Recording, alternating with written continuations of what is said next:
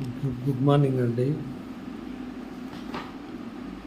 Money laundering కేసులో ఉన్నారని చెప్పి ఎమ్మెల్యే పుట్టా సుధాకర్ నుంచి ఎవరో కేటుగాళ్ళు డబ్బులు కాజేశారని చెప్పి బెదిరించారు. వాళ్ళు డిజిటల్ అరెస్ట్ అని చెప్పి మోసపోయారంట. మోసపోవడం అనేది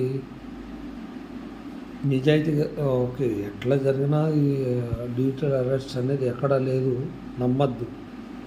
కానీ ఇంత అవినీతి సొమ్ముతో ఇంకా రాష్ట్రాలు ఏం బాగుపడతాయి? ఒక్కొక్క ఎమ్మెల్యే ఇన్ని రకాలుగా తింటే సామాన్యుడికి ఏదన్నా అవసరం ఉంటే ఒక్కడు ₹1,00,000 ₹2,00,000కి నమ్మరు వీళ్ళు. ఒక్కొక్కడి దగ్గర ఎన్ని లక్షల కోట్లు మురుగుతున్నాయి. ఒకళ్ళనే కదండి, గవర్నమెంట్ ఎంప్లాయీస్ కానీ ఎవరినైనా సరే అవినీతి మొత్తం అందరి మీద ఏసీబీ సిబిసిఐడి మొత్తం వాళ్ళు అక్రమంగా వాళ్ళు సంపాదించారా, వాళ్ళ సంపాదన మీద సంపాదించారా, ఒక్కొక్కడి బయోడేటా తీసి మొత్తం ఏసీబీ పెట్టి తీస్తే మొత్తం ఇరు రాష్ట్రాల్లో చాలామంది బయటపడతారు.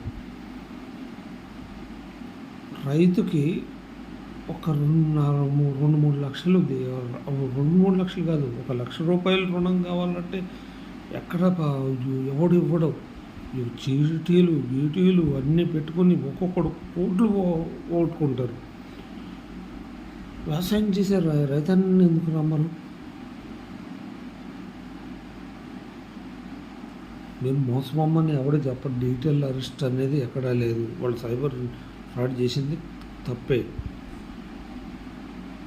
టీచర్లు అండి, గవర్నమెంట్ టీచర్లు, బ్యాంక్ ఆఫీసర్లు, ప్రతి ఒక్కళ్ళ దగ్గర వాళ్ళ శాలరీ ఎంత, వీళ్ళ ఐటీ ఎంత, వీళ్ళ ఐటీ రిటర్న్ చేస్తున్నారా లేదా, వీళ్ళు మొత్తం వీళ్ళ అన్ని బయోడేటాలు తీస్తే మొత్తం గవర్నమెంట్ ఎంప్లాయీస్ మొత్తం టోటల్ ఏ కార్పొరేషన్ మొత్తం ఎలక్ట్రికల్ డిపార్ట్మెంట్ అయితే మొత్తం దాదాపు చాలామందిని పట్టుకున్నారు మొన్న.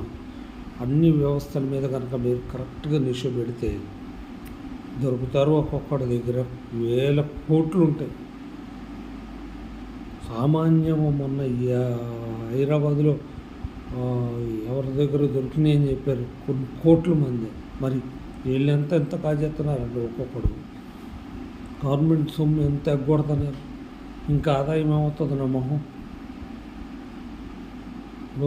రేవంత్ రెడ్డి గారు రైతులకు ఇవ్వాలంటే చచ్చిపోతున్నారు. మీరు ఇట్లాంటివి వసూలు చేయండి అండి. మొత్తం అందరు ఉద్యోగుల మీద నిషేధాలు పెట్టండి. మీకు ఓట్లు రావాలనుకుంటున్నారు, చెయ్యండి.